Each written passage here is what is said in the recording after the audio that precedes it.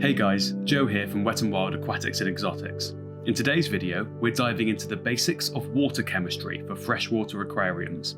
This is the fourth video in our Introduction to Freshwater Aquariums series, where we're guiding you step by step to get your first freshwater tank set up and running. So if you want to stay up to date with this series, make sure you hit that like button and subscribe. This video is going to be crucial, and it might be a bit longer than the others, but I'll do my best to make it easy to understand for beginners. Thankfully, when it comes to water chemistry in freshwater aquariums, there isn't much you need to know.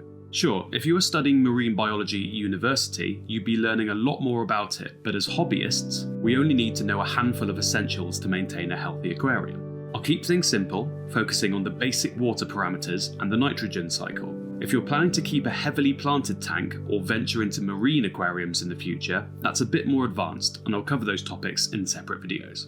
So, imagine if we took a sample of our aquarium water to a professional laboratory for testing. They send us a list with hundreds of different elements, but honestly, only a few are important for us hobbyists. When we talk about testing water, we're usually referring to basic water parameters. Let's say we brought our water to an aquarium store to check if it's safe for fish. What are they testing for? The first things they'll test for are ammonia, nitrite, and nitrate. These are all related to waste in the aquarium, but before we dive into how they appear and disappear, let's make something very clear. Ammonia and nitrite are toxic to fish, even in low amounts. Nitrate, on the other hand, is only harmful at high levels and is actually a food source for plants and algae. For the water to be safe for fish, ammonia and nitrite need to be at 0, and nitrate should be in a safe range. When we test for these three, we're really checking whether the aquarium is cycled, meaning, do we have the right nitrifying bacteria in place? Cycling refers to initially running the aquarium without fish to cultivate the essential nitrifying bacteria that will transform your sterile tank of water into a live ecosystem. This process is called the nitrogen cycle, and it works like this. Anything that decomposes, like fish waste or uneaten food, breaks down into ammonia, which is toxic to fish. In a 3-step chemical process, bacteria convert the ammonia into nitrite, and then other bacteria convert the nitrite into nitrate. This cycle allows fish to live in the same water as their waste without it being toxic, and it's like having a little ecosystem in your tank. It's easier to explain with a diagram, but I'll simplify it here. Imagine you've set up your new tank. You've added water, used a dechlorinator, and added bacteria booster. From here on, any waste that breaks down will turn into ammonia. Since the tank isn't cycled yet, there aren't enough bacteria to deal with that ammonia, so the water is going to be toxic to fish. As time passes, the necessary bacteria will start to grow and convert ammonia into nitrite. Nitrite is still harmful to fish, so don't add any fish just yet, but eventually, other bacteria will show up to turn nitrite into nitrate. And that's the final stage of the cycle. It might seem a bit odd that it's a 3-stage process, but that's just the way biology works. Here's an easy way to remember it. Think of ammonia, nitrite, and nitrate like a traffic light. Ammonia, being red, and nitrite, being yellow, are both dangerous, so don't add fish until you see green, which is nitrate. You'll know the aquarium is cycled when the tests show your increasing nitrate levels, which means all the nitrifying bacteria are present. Keep in mind that your tap water might already have some nitrate in it, so look for an increase in nitrate to confirm the cycle is happening.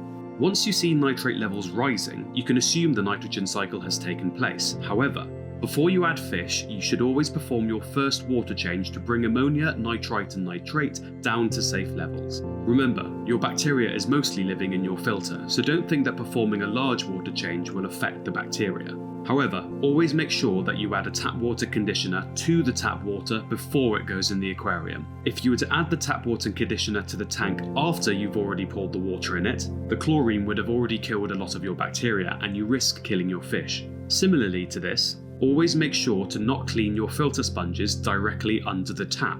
Again, this will be killing the essential bacteria, so a clever way to do this would be to shake them clean in a bucket of your tank's old water. Remember, you've likely waited around 2 or 3 weeks for this bacteria to cultivate, and we don't want any chlorine from our tap water to kill it and cause us to start from the beginning again. From then onwards, you can add your first fish, but only add a few at a time. If you add too many fish too soon, there might be a spike in ammonia and nitrite levels, and the bacteria won't be able to keep up. This is why it's so important to add fish slowly and allow the bacteria levels to adjust to the population of the tank. The key takeaway is to keep the bacteria alive, and the bacteria will keep the water habitable for your fish. I'll make a separate practical video on cycling, but for now, this is just the basic theory. Now let's go back to the water test at the store.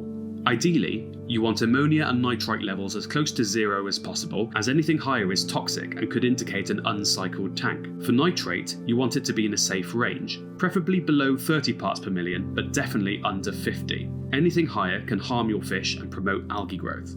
Let's quickly touch on nitrate. Essentially, it's a gauge of how much waste has accumulated in the aquarium. Nitrate is food for plants and algae, so if your tank doesn't have any plants, algae is likely to thrive. Live plants will consume nitrate, keeping your tank visually and chemically cleaner.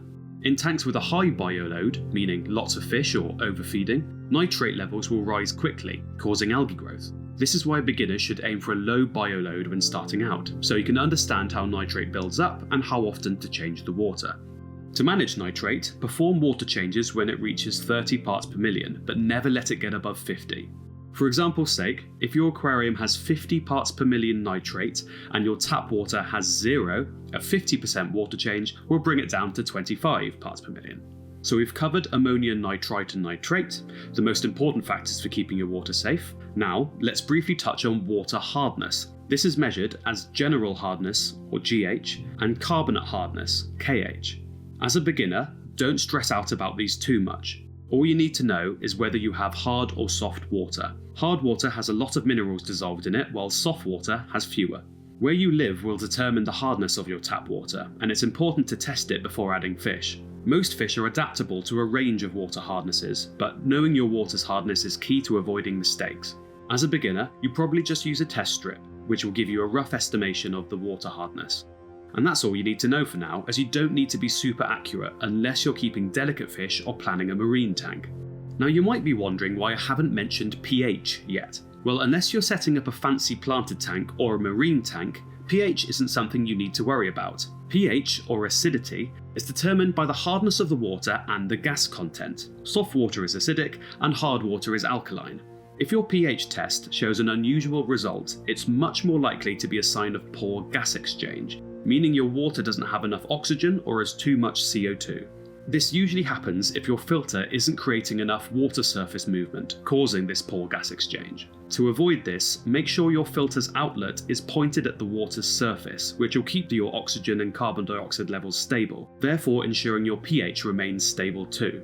And lastly, let's talk about temperature. For a tropical aquarium, set your heater to between 24 and 26 degrees centigrade, and forget about it, as the built-in thermostat will keep the temperature stable. Most tropical fish are happy in this range, but always double check the requirements for the specific species you are keeping. A thermometer can help you ensure the water stays within the ideal range. To summarise, as a beginner, make sure you understand the importance of cycling your aquarium before adding fish. I appreciate it's frustrating that you'll have to have your aquarium running without livestock for 2 or 3 weeks, but it will be the difference between having a healthy, successful tank or risking a complete wipeout. Get into the habit of getting your water tested or testing it yourself so you can be fully informed of the chemistry of your aquarium. Congratulations, you now know the basics of water chemistry. In the next video, I'll walk you through some great beginner fish to start with. Thanks for watching, and don't forget to like and subscribe.